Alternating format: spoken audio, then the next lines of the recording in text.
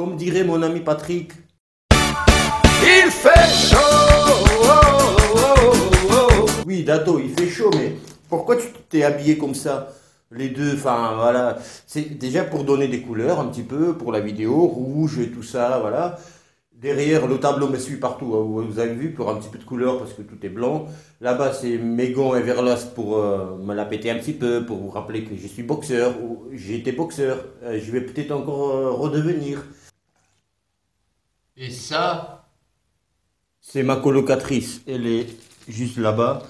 Je l'ai appelée araignée, je me suis dit c'est un petit peu original. Les photos de Dato, vous êtes beaucoup de personnes parmi vous qui sont en vacances. Bon, il y en a beaucoup qui bossent aussi. Mais je voulais pas vous aujourd'hui saouler avec cette chaleur, saouler avec la vidéo où je transpire, etc. Cette vidéo va être cool. Ça risque d'être un petit peu longue, mais elle va être intéressante pour ma part. Elle va être story time, informative. Vous allez beaucoup, pour vous aussi, apprendre des choses. Vous allez voir. On va parler de mes 5 coachs de ma carrière.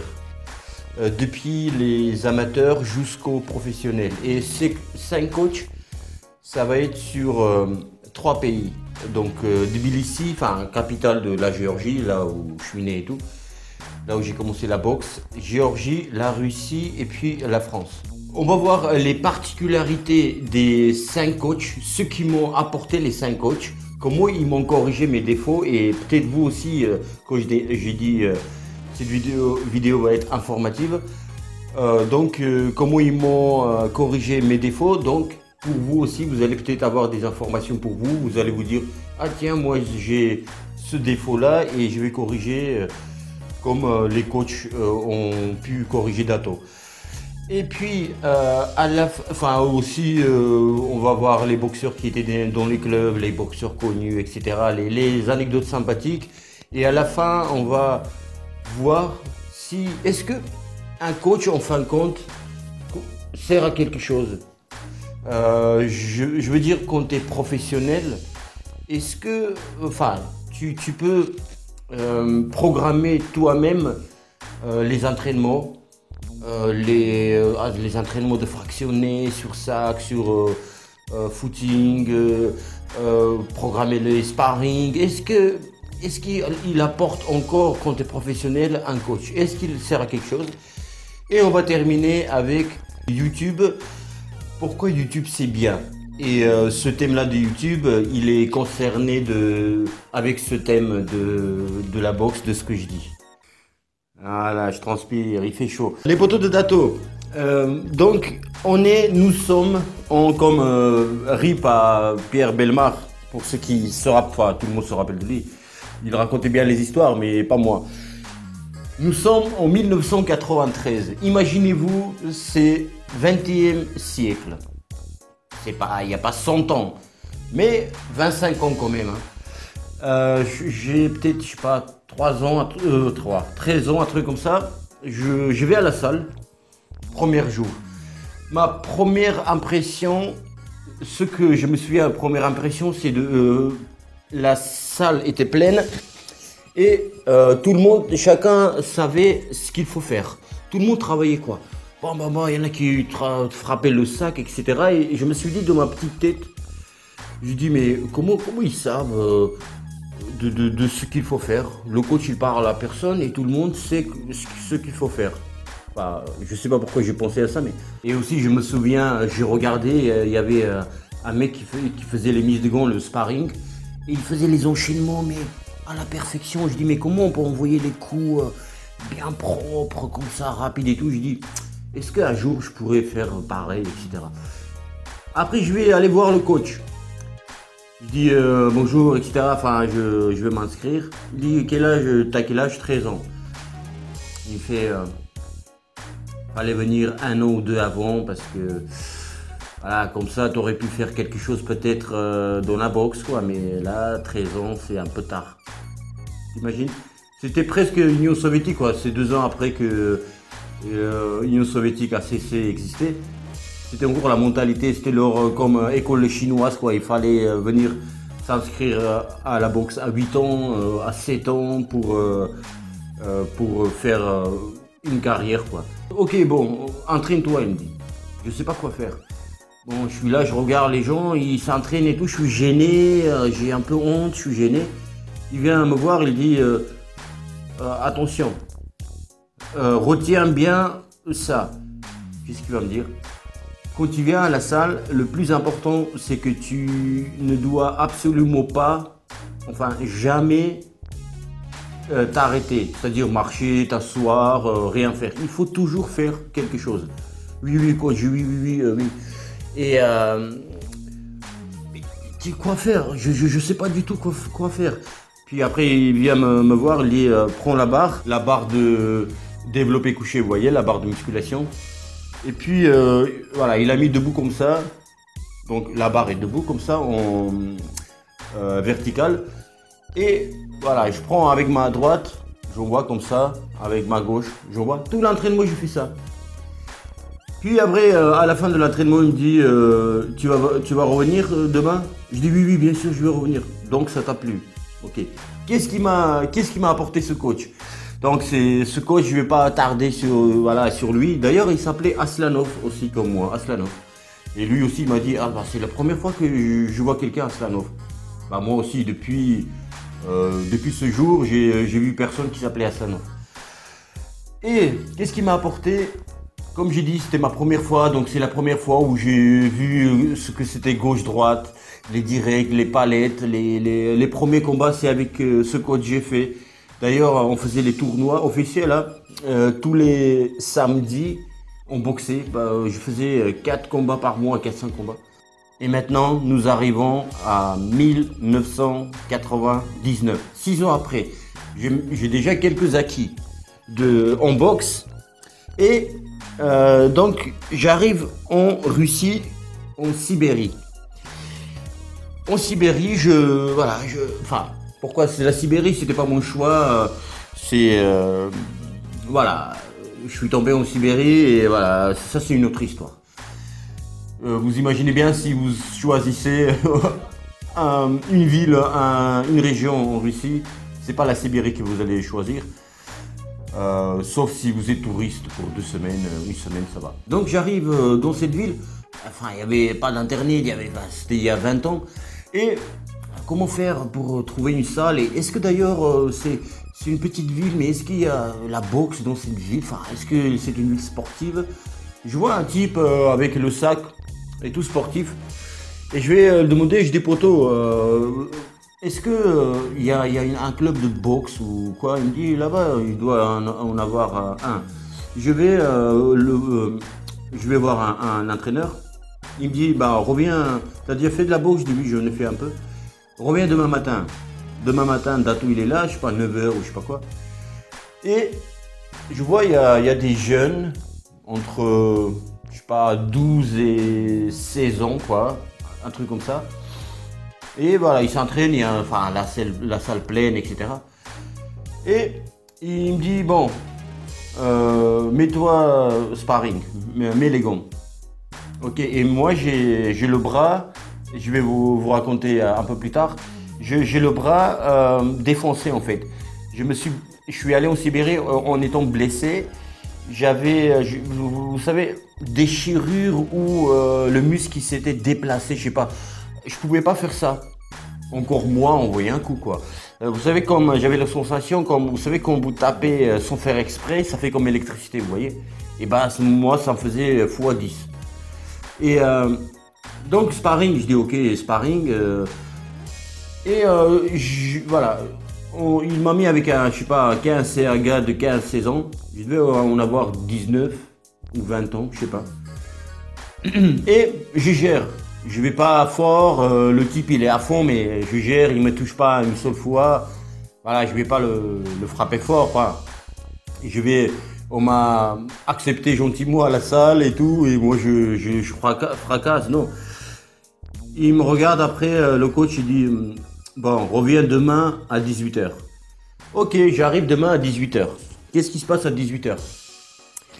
À 18h, je savais pas. Mais qui avait là-bas? Dans cette salle, il paraît c'était une salle la meilleure salle de boxe de Russie. Comment ça se qualifie, meilleur ou pas? Bah, c'est facile. Il y avait dans cette salle, il y avait 3 personnes qui ont participé au JO d'un seul club. Vous imaginez, la Russie elle est énorme et il y a 11 poids de catégorie en fait, en amateur. Peut-être maintenant c'est 10, mais à l'époque c'était 11. Et imaginez sur 11 boxeurs qui vont participer au JO, il y en a 3 qui viennent d'un seul club. Et il y avait Alexander Maletin, plusieurs fois champion d'Europe, etc. Mais il va tellement fort au foie, et d'ailleurs c'est lui qui m'a inspiré travailler au foie. Et aussi je me suis inspiré de lui, c'était casser le poignet, taper comme ça. Lui on l'appelait dans le monde Tank T-34, tank russe de l'époque, je crois, Deuxième Guerre mondiale, mais je sais pas, mais enfin, il écrasait tout le monde. Il y avait Evgeny Makarenko, c'est champion du monde JO, il a participé au JO, il a perdu, personne ne s'attendait qu'il allait perdre en fait. Il a perdu contre qui? Contre André Ward, vous voyez sur les images. Et donc capitaine de l'équipe de boxe de Russie, c'est pas rien. Et il y avait un petit Pacquiao, Manny Pacquiao, mais version russe, qui s'appelait Georgi Balakhshin. Un gaucher, mais un chef-d'œuvre aussi, super bon, aussi champion d'Europe, etc. Enfin, un truc de fou. Et dans ce club, moi je ne savais pas, il y a personne qui vient comme en France, bonjour, est-ce que je peux m'inscrire? Non, en fait il y a des compétiteurs. Voilà, s'il y a quelqu'un de nouveau, ça veut dire qu'il était invité d'une autre région par le coach, etc. pour le sparring, mais c'est pas boxe loisir, quoi. Tu tapes, tu dis est-ce que je peux m'entraîner? Voilà, donc je mets les gants avec Maletin, justement, tout de suite ils m'ont mis mettre les gants avec lui. Et voilà, je me suis entraîné là-bas. Et qu'est-ce que je voulais dire?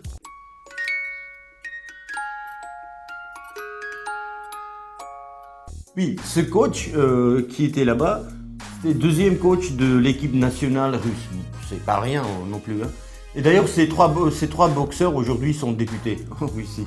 Et qu'est-ce qu'il m'a apporté ce coach? En fait, je me souviens, c'est école russe, hein, voilà, tout est technique, etc. Beaucoup de technique aussi, il m'a appris. Et par exemple, les droites, on voyait correctement. Voilà, pour le travail correctement, c'est boum, on devait fixer 1 seconde ou 2 et ramener. Bam, voilà, pour pas faire, et voilà, corriger comme ça. Bim, bim, gauche aussi. Bam. Les enchaînements, je me souviens, les enchaînements sur les enchaînements. 1, 2, 3, 4, 5, esquive, 3, encore un autre, boum, boum, bam, bam, bam, bam, bam, changement d'axe. Et t'envoies là, je sais pas, 5, 6 attaques. Voilà, on faisait là-bas 3 fois par semaine les mises de gants. C'est pas mal, là, c'est pas beaucoup, mais oui, c'est beaucoup. Enfin, 3, c'est bien, quoi. C'est lundi, vendredi, samedi. Et qu'est-ce qui m'a apporté d'autre? Oui, c'est la première fois où j'ai vu le sérieux de la boxe.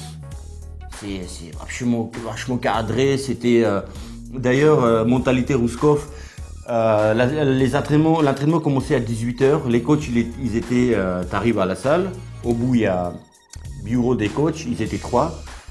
Et à 18h pile, les coachs sortent. Et nous, on était, je sais pas, 25. On devait être assis par terre,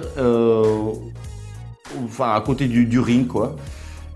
Et s'il y a quelqu'un qui était dans les vestiaires encore à 6h, 18h01 et tout, il courait vers la salle. Il n'avait pas encore fait ses lacets des chaussures de boxe et tout. Enfin, il venait, et ce qu'il fallait faire, il tombait à faire les pompes. Ils savaient tous, même les champions du monde, et d'ailleurs c'est eux aussi qui donnaient exemple. Tout le monde faisait 20 pompes, pas de pitié. Et d'ailleurs, c'était rare que quelqu'un était en retard. Les potos de Dato, nous quittons la Russie pour la France. Nous sommes en 2002. J'atterris à Orléans. C'est 120 km en bas, 120 km en bas de Paris. C'est dans le nord, vers le nord. J'arrive encore une fois dans une ville, toujours pas internet, même pas de téléphone j'avais. Comment trouver une salle? Et aussi je demande à quelqu'un, etc. Bon, là-bas, c'était, je vais pas dire où c'était, quelle salle c'était, ni le coach, parce que le coach, je vais pas en dire des choses sympas. Même s'il était très cool, hein, très cool. Mais qu'est-ce qu'il connaissait rien de la boxe. C'était une salle cool, petite salle, toute petite salle cool, où il y avait aussi, avant il y avait un champion d'Europe dans cette salle, en professionnel. Donc voilà, cette salle avait une histoire quand même. Mais il y avait plus de compétiteurs, etc. Donc j'arrive. Et donc voilà, je demande si je peux m'entraîner, tout ça. J'ai pas d'argent pour m'inscrire, rien. Et voilà, entraînement d'essai, ok. Je parle pas français d'ailleurs. Ah, pas un mot, je parlais anglais. Bon, je parle pas anglais non plus, enfin je parle pas bien. Mais c'était mieux que rien. Et donc voilà, et je tape le sac, machin et tout, boum, boum, boum, boum, boum, boum, boum. On sort, normal quoi. En sortant, je me souviens, et arrêt de bus, c'était juste en face de la salle. Et il me regarde comme ça, le coach, et c'était une présidente. Je vais pas dire son nom aussi, c'est pas sympa. Il travaillait, il avait un poste au conseil général ou régional, à bon poste, travaillait aussi à la mairie. Enfin, c'était travailler pour la ville, voilà. C'était quelqu'un de bien placé, présidente. Et retenez bien, j'insiste sur cette dame parce que je vais raconter une histoire pas cool là. Ce qu'elle m'a fait pas cool là. Et j'attends mon bus et il fait nuit déjà. Et ils sortent tous les deux, ils me regardent et tout, ils disent t'habites où et tout, je leur dis où je suis, reviens demain. Tu vas revenir demain. You come back tomorrow, toi come back faire. J'ai compris, je dis ok, oui. Et ils m'ont pas demandé d'argent à payer ou quoi que ce soit. Pourquoi? Parce qu'en fait, sans me l'a raconté, hein, mais c'est comme ça. Dans chaque club de boxe, il faut une tête de gondole, il faut une locomotive pour traîner pour faire avancer la salle quoi. Parce qu'après derrière il y a les subventions de la mairie, etc. Donc tu peux pas dire bon j'ai aucun boxeur, aucun compétiteur et payez-moi, entretenez la salle quoi. Et oui, ce coach, je vais pas dire son nom, il connaissait rien parce que comme je sais pas si j'ai dit, il était employé de la mairie, ils s'en foutaient, il venait, il partait. Aucune implication. Par contre, il me faisait des massages après entraînement avec de l'huile et tout. Franchement, ou non, sans l'huile, j'étais transpirant, donc c'était comme de l'huile dégueulasse. Et les épaules, les jambes et tout, cool. Là, merci. Il connaissait pas rien de la boxe, mais il était cool, il était franchement sympa, hein, il était adorable. Et je fais des combats, je gagne les combats ici en France. Maintenant, et tout le monde me dit, mais Dato, il y a une meilleure salle de boxe, pourquoi tu vas pas là-bas, tu dois aller là-bas, etc. Qu'est-ce que tu fais? Tu as fait déjà une saison ici, ça suffit et tout. Il me disait ça en cachette. Et pendant ce temps-là, la présidente s'est occupée de moi. Il m'a pris en charge. Elle voulait pas que je quitte la salle. Donc, oui, Dato, et moi, j'avais pas de papier. Hein. J'avais pas de papier français à l'époque. Et donc, elle faisait genre faire quelque chose pour que j'ai les papiers. Enfin, voilà. Faire les dossiers et tout, même si elle faisait pas beaucoup, mais enfin voilà, elle faisait semblant. Et maintenant, qu'est-ce qui se passe? Je décide de changer de club. Je vais voir la présidente. Je dis, Madame la présidente, merci beaucoup pour votre accueil. J'ai aussi, enfin, j'ai boxé aussi un an chez vous. Voilà, j'ai gagné des combats. Donc j'ai dit, on a passé des bons moments, etc. Donc, enfin, tout ça en anglais. J'essaie de la faire comprendre. Bon, il a compris que je voulais partir. Il m'a dit non. Non, you cannot. You cannot. Voilà. Donc je vais aller voir quand même. Et ça m'énerve. Je dis, mais non, je vais pas perdre un an encore là-bas. Non. Je vais aller voir l'autre club. Et par contre, là, je peux dire quel club. C'était toujours à Orléans. Et enfin, à Orléans, l'agglomération, je sais pas comment on dit ça. Enfin, c'est à Orléans, mais le genre quartier s'appelle Fleury-les-Aubrais. Pour ceux qui sont de là-bas, bonjour à vous. Et c'était encore Patrick Charpentier, entraîneur dans ce club. Patrick Charpentier, pour ceux qui ne connaissent pas, il était vachement connu en France des années les années 90, à la fin des années 90. Pourquoi? Parce qu'il était 3 fois champion d'Europe, il était vice-champion du monde, il a boxé Oscar de la Hoya. Voilà, pour ceux qui connaissent, Oscar de la Hoya, en plus au Mexique, je ne sais plus quelle ville c'était. Et il a perdu en 3e round, je crois, par KO ou 4e round, mais quand même.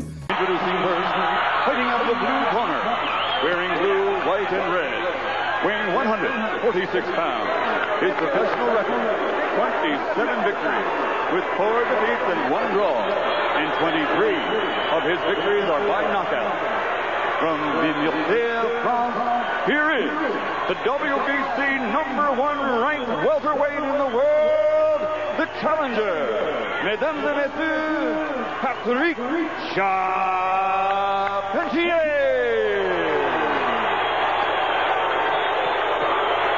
And now, the reigning and defending, undefeated welterweight champion of the world, El Niño de Oro, the Golden Boy, Oscar de la Hoya.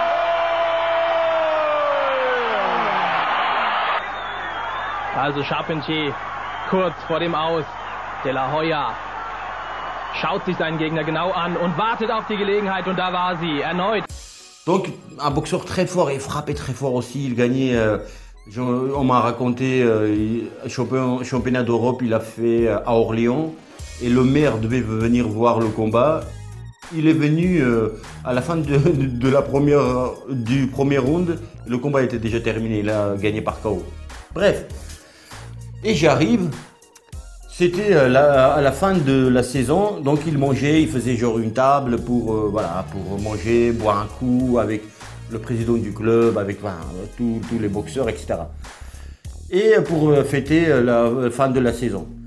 Et moi je suis tombé ce jour-là, je ne savais pas. Et on me dit, lui c'est Patrick Charpentier, il a boxé par De La Hoya et tout. Je dis mais c'est pas possible, moi je viens de Ruscovie, je rencontre quelqu'un qui a boxé De La Hoya. Et moi je suis fan de De La Hoya, hein. Pour moi, c'est l'un des meilleurs boxeurs que je préfère. Peut-être je ferai une vidéo, les boxeurs que je préfère. Voilà. Et donc je parle avec lui et tout, oui, viens, etc. Maintenant, ce qui se passe avec Patrick Charpentier, on a serré la main. Et donc je dois partir dans ce club. Maintenant, il faut récupérer sa licence de l'autre club pour faire des compétitions à Fleury-les-Aubrais avec Patrick Charpentier dans le 2e club. Elle ne veut pas donner. Et moi, dans l'amitié, je suis assez sensible. Quand on me fait une vacherie, ça me touche. Je dis, parce que, en fait, quand on me fait une vacherie, un ami, une amie, tout de suite, il y a genre... dans ma tête, tous les souvenirs, des bons souvenirs dans ma tête, tout ce qu'on a fait ensemble. Et je me dis, mais on a passé tellement de choses, bons et mauvais. Et pour que tu me fasses ça, pourquoi tu me fais ça? Enfin, je sais pas si vous voyez ce que je veux dire. Et pareil, c'était quand la présidente, elle m'a dit ça. J'ai dit, mais dans ma tête, je dis, on a fait une belle aventure, j'ai boxé pour vous, tout ça. Pourquoi elle me fait ça, etc. Maintenant, vous savez pourquoi elle m'a fait ça? Si j'avais, je parle pas de racisme et tout, je m'en bats les couilles. Mais si j'avais eu les papiers, si j'avais les papiers, elle m'aurait jamais fait ça. Jamais. J'étais un petit étranger, Rouskov, qui a son papier. Égalité, fraternité, solidarité, du respect, un bout de papier. Certes, il boxe bien, mais voilà. Et je pense pas qu'il aurait fait un Français comme ça. Et d'ailleurs, sans parler de Français et tout ça, mais maintenant, aujourd'hui, avec la maîtrise du français que j'ai, que je connais maintenant des choses, etc., par rapport aux lois, et enfin les droits et mes devoirs aussi, hein, attention. Mais il m'aurait pas fait ça aujourd'hui. Donc voilà, c'était genre, t'es un étranger, oui, je te donne pas, et qu'est-ce que tu vas me faire? Et Patrick Charpentier, il me dit, Dato, t'inquiète pas, parce qu'en fait, quand il faut attendre un petit peu que la licence, ça se donne pour 1 an. Donc il faut renouveler chaque année. Et en fait, il faut attendre encore 1 mois, il m'a dit, ou 2, ça va, ou 1 mois, ça va se terminer la durée de ta licence. Et nous, on va t'inscrire dans ce club-là, et nous, on va demander de notre part. Ah bah je dis, c'est cool, parce que moi, dans ma tête, je dis, ça y est, la boxe c'est mort, 1 année, je pourrais rien faire. Et il me donne pas la licence. Et non, il m'a dit, tout va bien. Je prends la licence. Patrick Charpentier, il m'aide beaucoup. Il est adorable, il est drôle, il est génial. Aujourd'hui d'ailleurs, il a, avec ses 3 filles, je crois, adorables, sa femme Sabine. Patrick, si tu regardes un jour, bonjour à toi et à tous les Québécois. Parce qu'il a déménagé, il travaillait pour la mairie, il avait un bon poste. Mais ils ont décidé de vendre leur maison. J'étais chez lui à manger, je crois aussi, à la maison. Ou juste comme ça, je sais plus. Donc ils sont partis, ça fait 10 ans maintenant, je crois, ou 15 ans au Canada. Donc, et je boxe chez eux, ça se passe bien. Je deviens, en tant qu'étranger, tu peux faire les championnats régionaux. Je fais championnats régionaux chez l'élite. Élite, c'est chez les amateurs, et les séries dont les passeports, licences. Dans les licences, c'est licence A, B, C. Donc A, c'est, tu boxes chez les élites. Eux, ceux qui ont plus de, 40 combats, 50 combats, enfin, je sais plus. Donc ça s'appelle élite. Donc je boxe chez les élites. En championnat régional, je gagne le premier combat, deuxième combat, et troisième combat, la finale, je deviens champion régional. Mais ce champion régional, il doit participer au championnat de France. Automatiquement, tu es sélectionné. Et moi, n'étant pas français, c'est le mec que j'ai battu, il a participé au championnat de France. Et d'ailleurs, avec Patrick Charpentier, j'ai battu un gars de l'équipe de France. Il était numéro 3 de l'équipe de France. Je l'ai battu. Aussi, oh putain, un truc de fou. Là, je suis devant ma fenêtre, je vous le jure que c'est vrai, il y a une femme, une black. Elle fermait ses volets toute nue. Et vous avez vu mon visage, j'ai fait genre, je suis gêné, pour qu'elle ne me voit pas, je la regarde. Aussi, mais elle s'en battait tellement les couilles qu'elle a ouvert la fenêtre. Et après je me suis dit, qu'est-ce que je vais avoir honte que je la regarde, parce que elle a pas honte, donc et pareil en cachette, elle a ouvert la fenêtre, sortie comme ça pour attraper les volets. Hard, c'est la première fois que je vois ça. Oui, aussi une petite histoire, hein, vite fait, je vais le dire. Et j'avais besoin d'un avocat vu que j'étais champion de régional. La fédération française de boxe m'a payé 600 € et le club avec Patrick Charpentier, il m'a payé 300. Ça, je n'ai parlé dans l'interview de Jean-Charles sur Box Attitude. Voilà, un mec de son papier et tout, il me paye un avocat, il me fallait 900 € côté avocat. Enfin bref, donc très bonne, même si la présidente, elle voulait pas me donner la licence et tout, j'ai passé une bonne année, bonne saison là-bas. Mais qu'est-ce qu'ils m'ont apporté? Voilà ce que j'ai pas dit. Bon, dans cette salle, il n'y avait pas un entraîneur, bon, ils m'ont pas apporté grand-chose. Pardon. Je faisais ce que je savais. Et chez Patrick Charpentier, je me souviens, ce qu'il travaillait beaucoup, c'est les coups forts. Lui était professionnel, il était jeune. Hein. Il a arrêté sa carrière, il avait 28 ans. Donc, quand je l'ai rencontré, il avait peut-être 30 ans. Ou 31, enfin il était jeune, il venait d'arrêter sa carrière. Donc il était encore boxeur pro dans sa tête. Et voilà, les coups forts et tout, voilà ce que je travaillais ça. Les coups forts. On va aller voir mon 5e et dernier coach.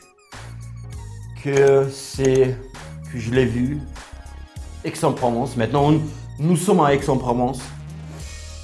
Et je rencontre Jean-Patrick Lemaître, mon coach. C'est jackpot. Jackpot, pourquoi? Pas financièrement, mais je me suis dit, waouh. Vous savez, je vais m'expliquer, mais vous savez, quand vous êtes un homme ou une femme, et vous rêvez d'un compagnon, et vous tombez sur une personne que vous rêviez, et encore mieux que vous rêviez, quoi. C'est au niveau physique, au niveau caractère, comportement, mode de vie, etc. Et pour moi, c'était ça sportivement. Je suis tombé amoureux de... Je me suis dit, quand j'ai dit waouh, je me suis dit, c'est ce que je voulais, c'est ce qu'il me faut. Je me suis dit, c'est comme si le médecin, il te prescrit un truc, il dit, voilà, ça, il vous faut ça pour vous guérir. Et je me suis dit, waouh, c'est...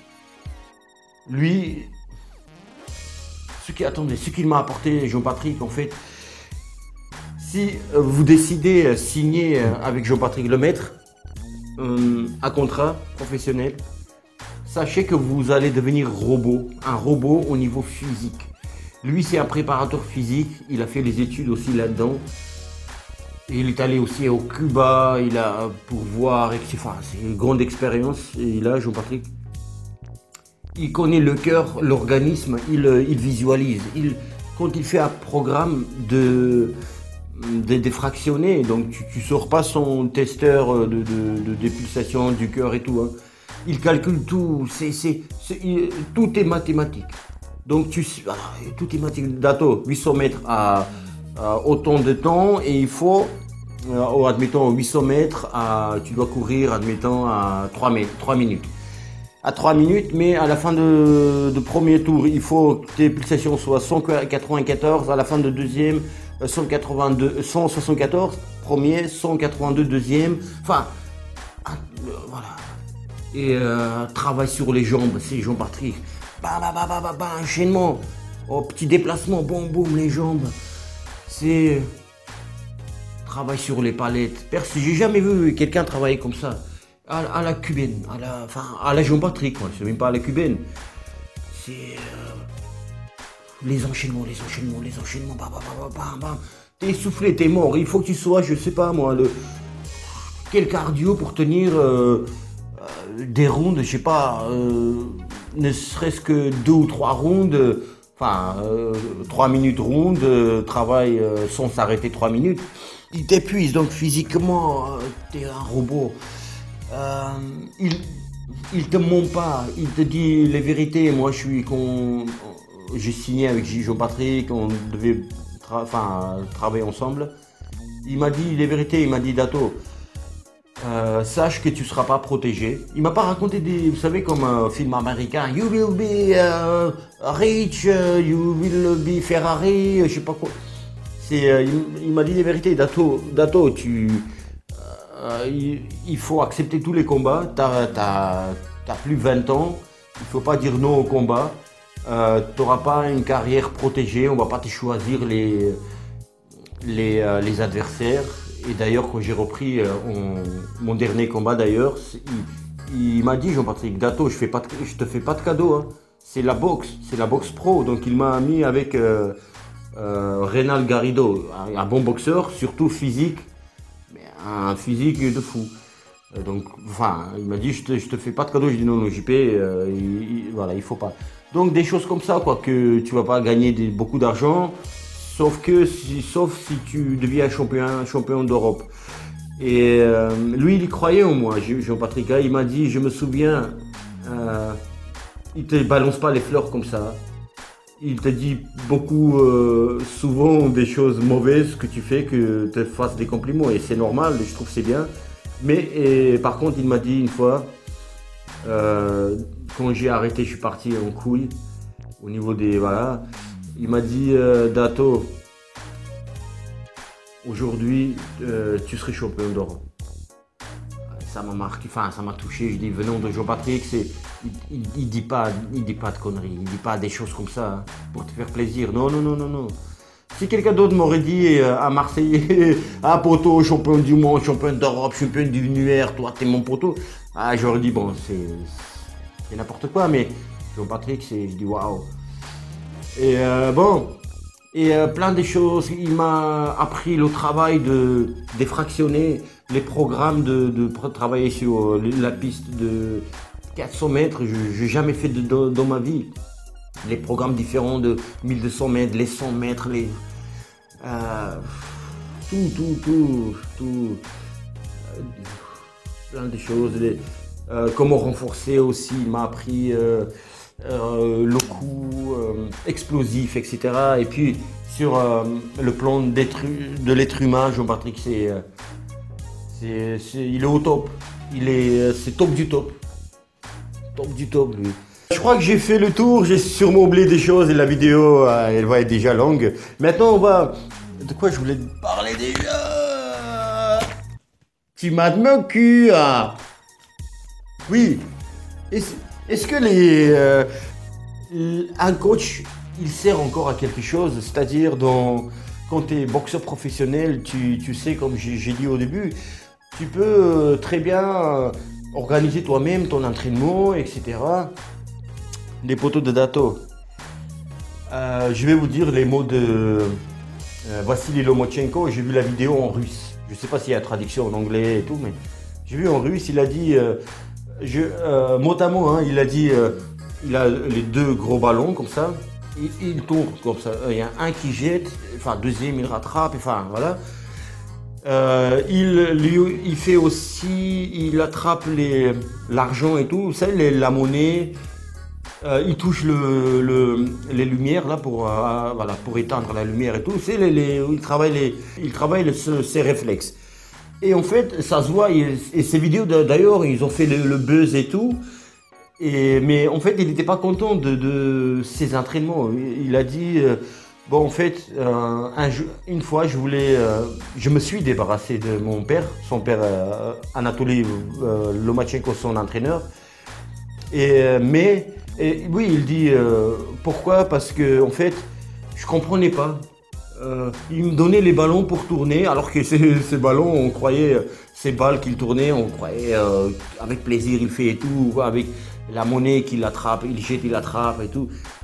Mais en fait, il dit oui, la monnaie, je jette, je touche les lumières et tout. Il dit je tourne le ballon et tout, comme si je m'entraîne pour être un acteur de cirque, de chapiteau chez cirque, je sais pas quoi il dit. Et en fait, il dit, quand on est professionnel, on croit tout pouvoir faire seul. Et il a dit, je suis parti une semaine. Il dit, j'ai, je sais pas, 25 ans de boxe, mais j'ai pas pu organiser un entraînement.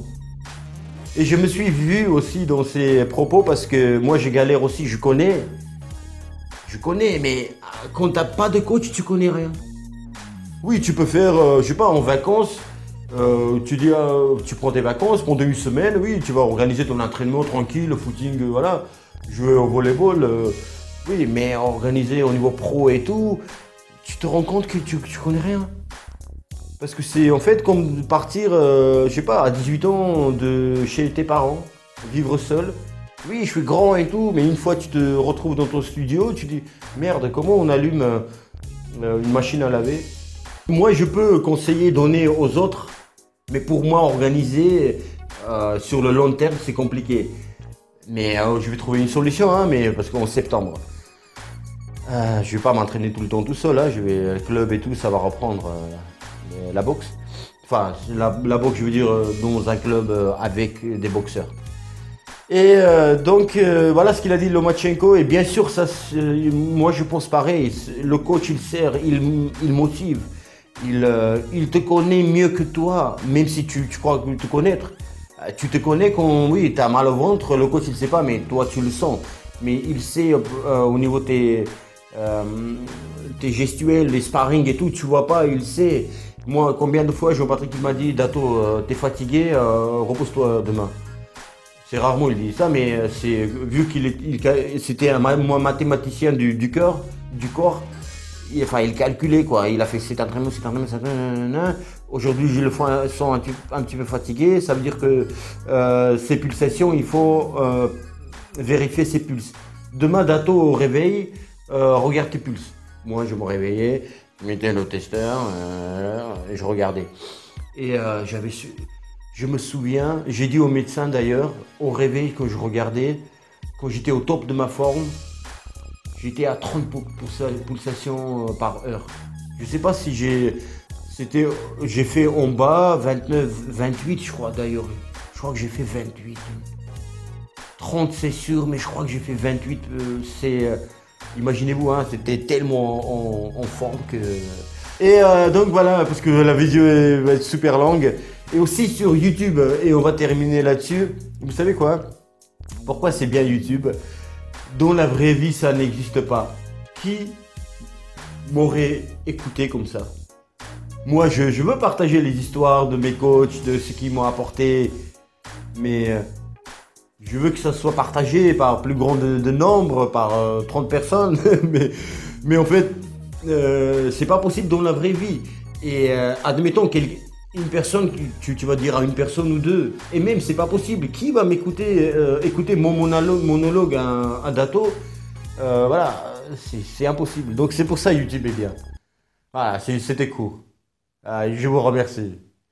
Je te jure.